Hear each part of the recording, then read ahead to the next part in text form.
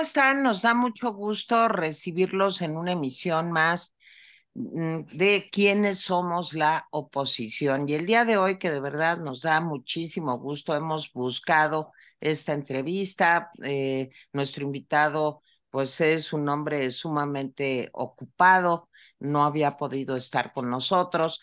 Pero fíjense que acaba de publicar hace unos cuantos meses un libro, México en el Precipicio, para Editorial Planeta, uno de sus muchos libros, y teníamos pues muchas ganas de platicar con él en el tema que domina, aunque domina muchos, porque es un hombre muy versátil, ingeniero químico, economista, maestro universitario y desde luego analista político y económico. Y me refiero desde luego a Macario Esquetino. Mi querido Macario, de verdad, qué privilegio tenerte el día de hoy. Jaime Guerrero y yo te damos la bienvenida. Muchísimas gracias. Y tu libro, de verdad que es un libro, supongo que te está yendo a fuerzas muy bien, porque es un libro que hace pues una anatomía así casi fibra por fibra, pues de lo que está pasando no solamente en la economía, sino nos das una visión de lo político que está pasando en México. Muchas gracias, Macario. Buenos días o tardes o noches. Al contrario, Tere, muchísimas gracias, Jaime. Muchas gracias por esta oportunidad. Sí, es un libro que pues se publicó hace algunos meses. Efectivamente, se ha vendido mucho. Yo todavía no veo las regalías, pero ya las veré algún día. Claro. El libro me lo solicitó la editorial para analizar los proyectos originalmente del presidente, el aeropuerto, el Tren Maya, la refinería de Dos Bocas. Sin embargo, el libro se fue extendiendo un poco, por ejemplo, para tocar los temas de política social, que hace unos días ya el presidente reconoció que la política social tiene un solo objetivo: comprar votos. Eso, pues justamente lo explico en el libro. No esperaba yo que él algún día lo reconociera, pero está ahorita bajo una presión muy grande el presidente, se le está viniendo todo abajo y esto lo ha llevado a reconocer cosas que en otro momento no lo habría hecho. También ha reconocido, por ejemplo, que él quería controlar la Suprema Corte de Justicia, no pudo hacerlo, afortunadamente. Entonces empiezo el libro narrando la época en la que trabajé con López Obrador. Estoy hablando de hace pues, ya 26 años, cuando él era presidente del PRD. El ingeniero Cárdenas me pidió que lo ayudara porque pues él venía de Tabasco, nunca había estado a nivel nacional y no entendía nada de economía. Y pues ahí colaboré con él un rato, me retiré, en el libro explico las razones. Bueno, me retiré porque es un personaje muy autoritario y yo no puedo trabajar así. Pero cuando él fue jefe de gobierno, empezó un proceso que hoy es muy importante. Fue entonces cuando él inventó esta pensión para los adultos mayores. En aquel entonces le llamábamos el programa de los viejitos.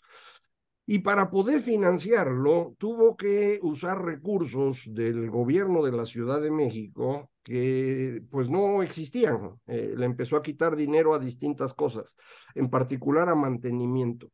Y esto es importante porque hoy eso se está reflejando en las tragedias que vive el metro de la Ciudad de México.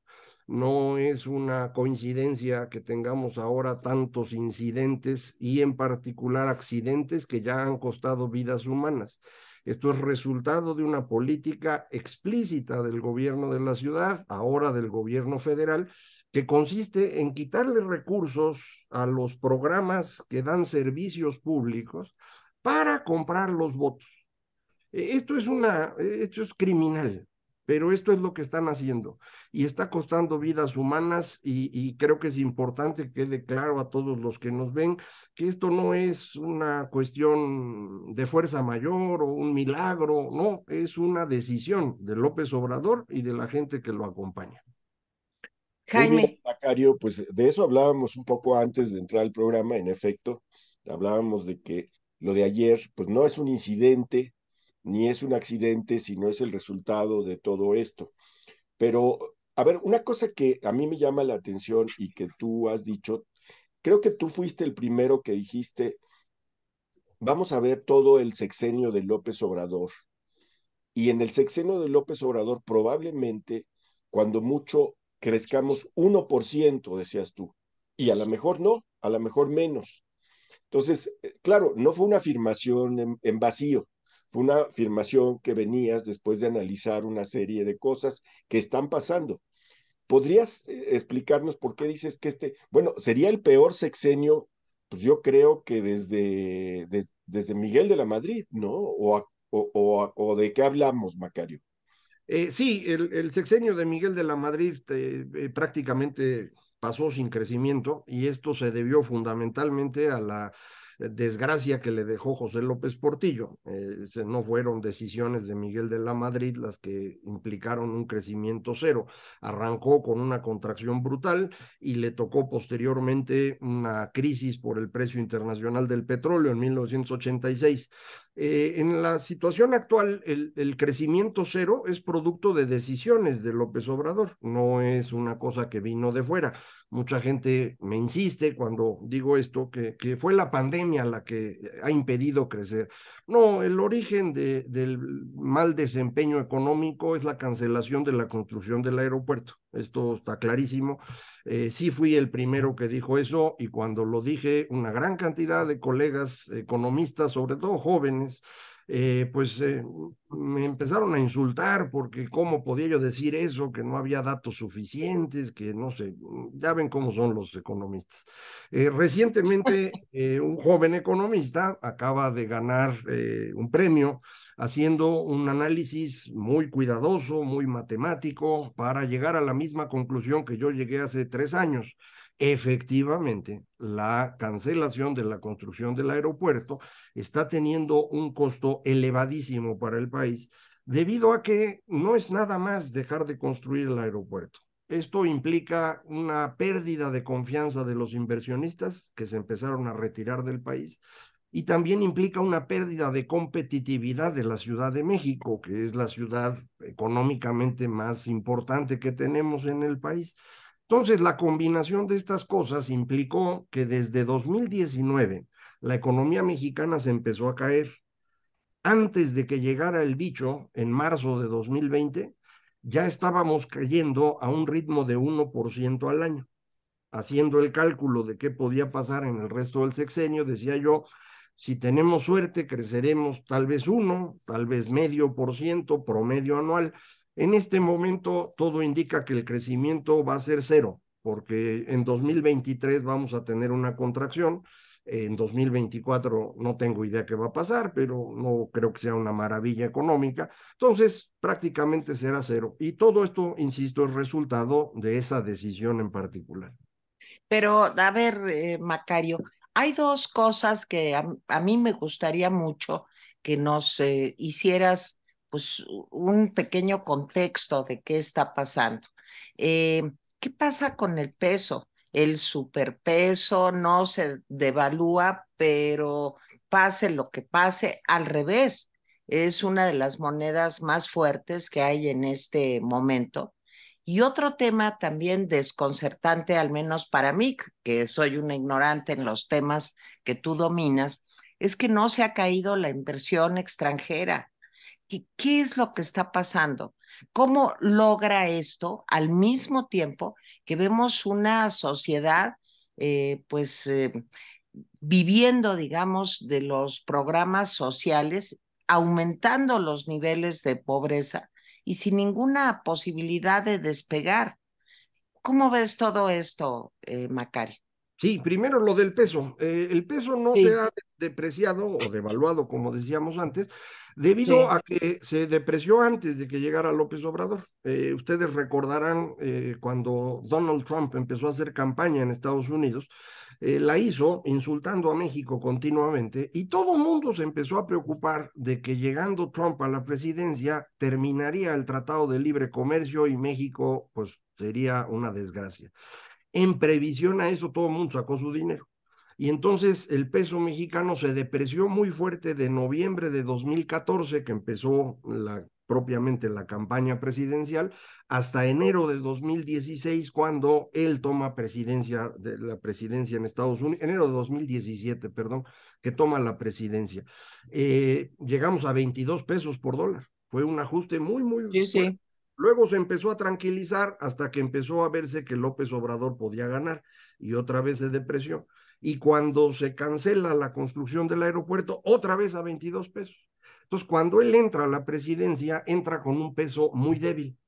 En el transcurso de estos años, el peso se ha ido, digamos, alcanzando el nivel que debería tener. México forma parte del mundo entero y en el mundo entero las economías en general tienen dificultades. El peso mexicano se usa todos los días para hacer los intercambios de moneda. Si alguien quiere vender yenes y comprar euros o vender euros y comprar dólares, para hacer el salto y esperar el momento de mayor Sí. ganancia, utilizan al peso.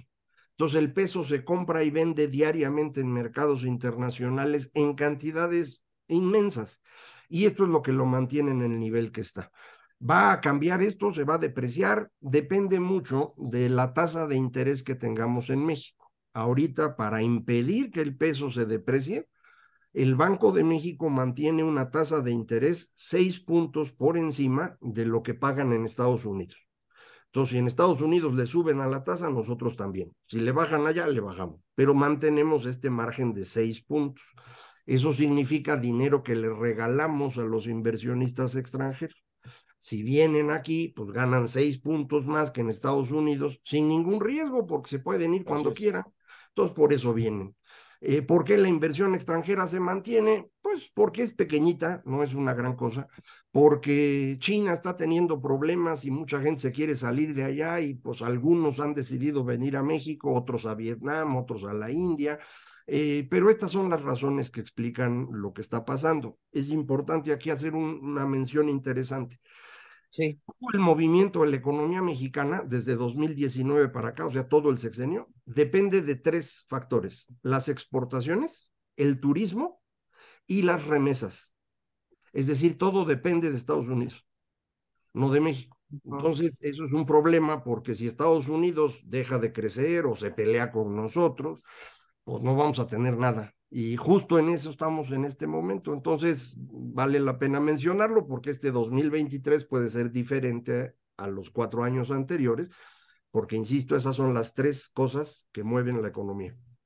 Macario, ya que hablaste de Estados Unidos y del mundo, ahora con la visita de Biden y Trudeau, vale la pena señalar esto. Tenemos 2 lecturas. La lectura de Palacio Nacional de que vienen en plan de cuates y que vienen en plan de cuates y ya estaban aterrizando en el AIFA y toda la cosa que es absurda esa discusión, pero bueno. Y por otro lado, la lectura que se puede tener desde el norte del Río Bravo, porque tanto Biden como Trudeau han lanzado mensajes pues muy claros. Digo, lo que ayer dijo la vocera de la Casa Blanca, por ejemplo, con relación a los cárteles, lo que dijo Biden también, lo que ha venido diciendo Biden. Hoy Biden, estamos grabando esto en domingo, le agradecemos mucho a Macario otra vez porque es domingo. Entonces, Biden va a estar en la frontera con México hoy y seguramente va a dar un mensaje y Trudeau ya habló de los energéticos. Entonces, parece que la agenda de nuestros socios comerciales es muy clara. En el caso de Estados Unidos es fentanilo, migración. Y en el caso, y supongo que energía. Y en el caso de Canadá es energía. Ellos no parecen venir en el plan de cuates que dice López Obrador. ¿Cuál es tu opinión sobre esto, Macario? Sí, Estados Unidos está viviendo un momento muy especial. Se ha convertido en la única potencia del mundo. Rusia, que parecía que existía, se vino abajo este año de 2022 con su fracaso en la invasión de Ucrania. China se está desmoronando. Entonces Estados Unidos está solo y está preocupado porque va a tener que enfrentar a Rusia y a China, que en este proceso de caída se van a poner violentos.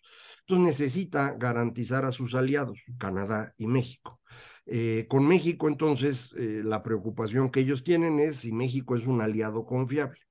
Le preocupan específicamente los temas que tú decías, fentanilo, en general opioides, y la migración. Para el tema de migración, lograron la semana pasada un acuerdo con México para enviarnos 30,000 migrantes que ellos no van a poder aceptar de países distintos al nuestro.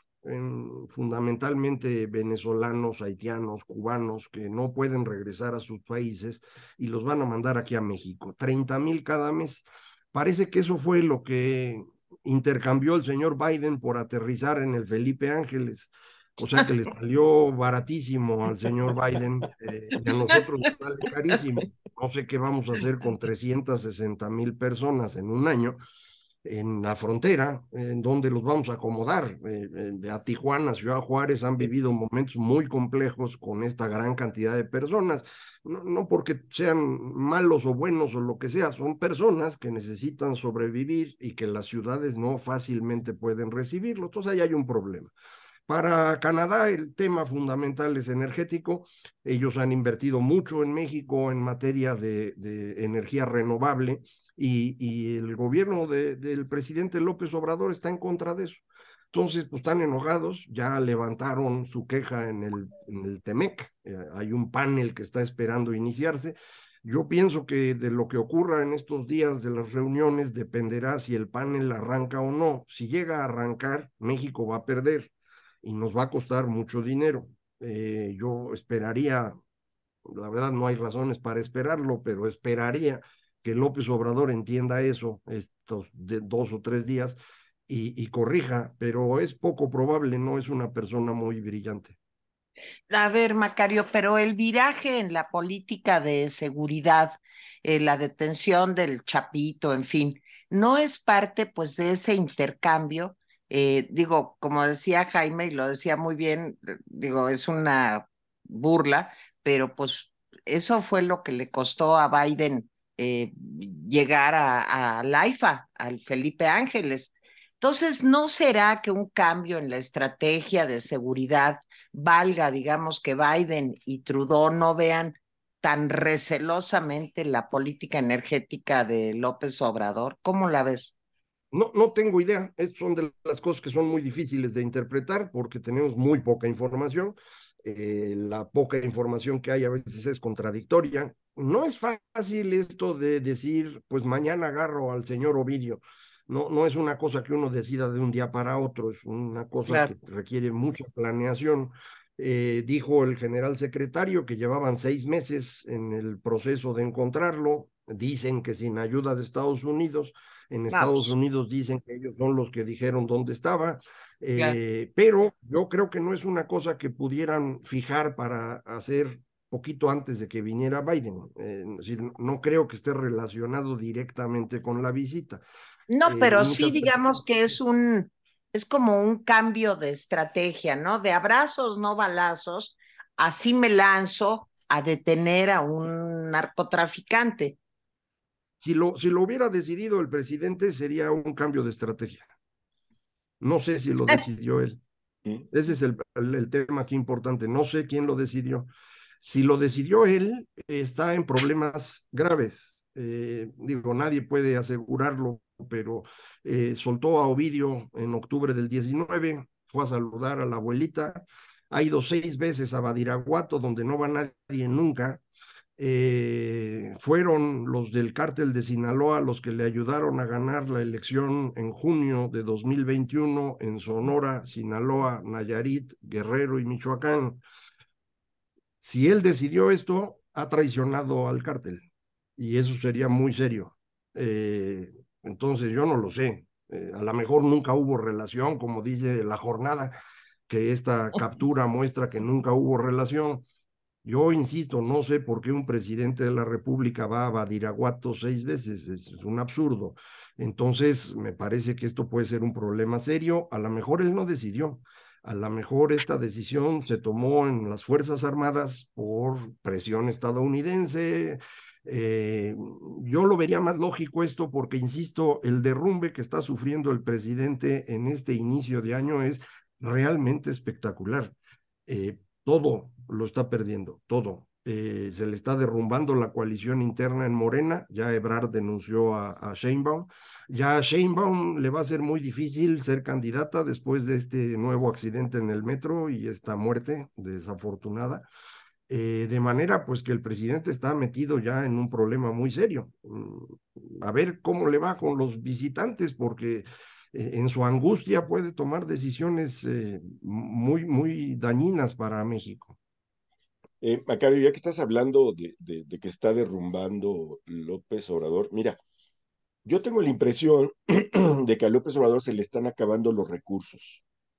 Ya se gastó los fideicomisos, se gastó los guardaditos que otros sexenios pues hicieron crecer mucho y ya se lo gastó y ya le sacó lo que pudo a los grandes capitales, se ufana de que a fulano y a sultana empresas se le quitaron miles de millones, pero pues ahí está.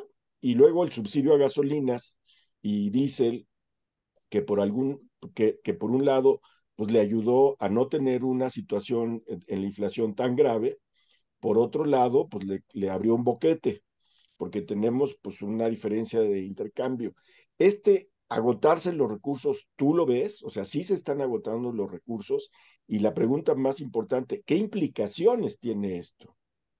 Sí, yo creo que sí se le acabaron los recursos. De hecho, el último capítulo del libro de México en el precipicio es acerca de la crisis fiscal que yo percibo que viene en proceso. La mayor parte de los economistas que saben de esto, colegas, insisten en que no va a ocurrir, que López Obrador le va a dar tiempo de terminar su sexenio y que la crisis le va a ocurrir al que llegue después.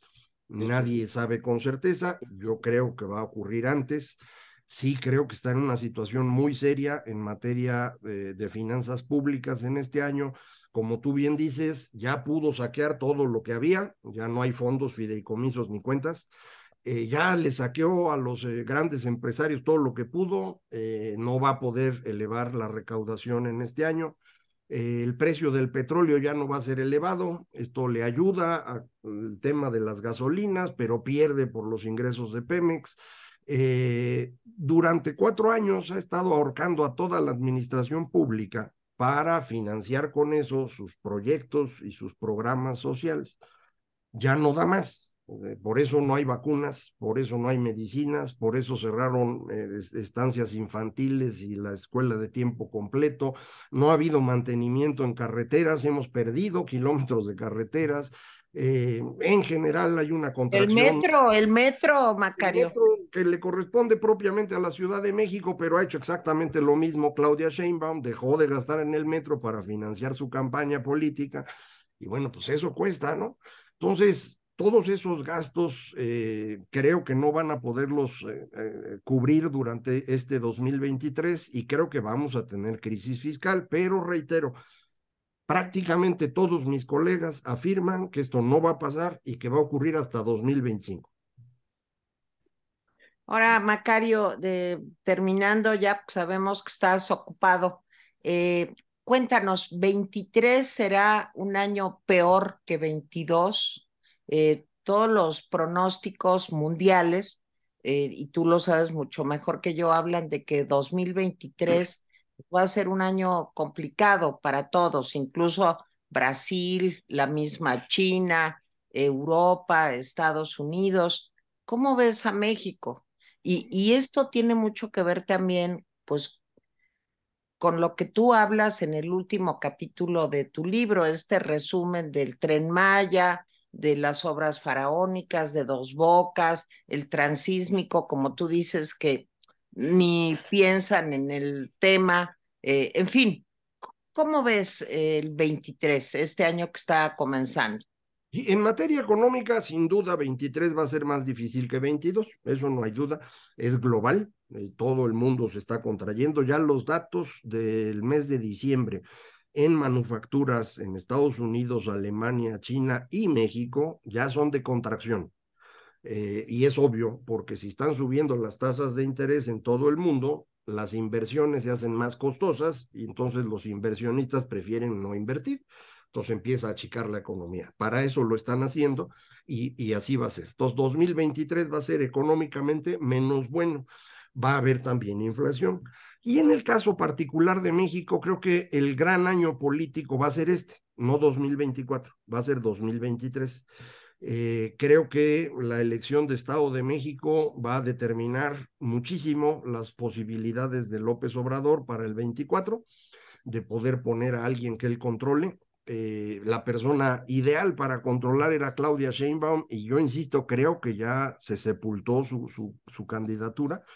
Este año en la elección del Estado de México, si gana Morena, estará más o menos igual que como está hoy, pero si pierde Morena, ya no tiene futuro, porque ya perdieron la Ciudad de México, perderían el Estado de México, van a perder Nuevo León, Jalisco, Puebla y Veracruz. Con eso no hay manera que ganen la elección del 24. Entonces, este año va a ser muy importante. Insisto, llevamos una semana y López Obrador ya no sabe para dónde moverse. Entonces va a ser un año bien complejo. Este va a ser el más difícil. Si lo libramos, el 24 ya va a estar fácil. Entonces, concéntrense en este año nada más. Sí, pero en fin, pues ya vimos que a pesar de tu ayuda, no aprendió economía López Obrador. Ya vimos. Pero a mí me preocupa un poco la guerra contra las clases medias, Macario. Me preocupa mucho porque eh, el presidente se ha convertido en un hombre que se está refugiando, como los neoliberales que tanto critica, en las cifras macro y abajo, donde se hace falta el dinero, es decir, en la quincena, en la gente, pues está perdiendo mucho y sobre todo está afectando a las clases medias. Y hay que recordar que las clases medias fueron fundamentales para su triunfo en el 2018.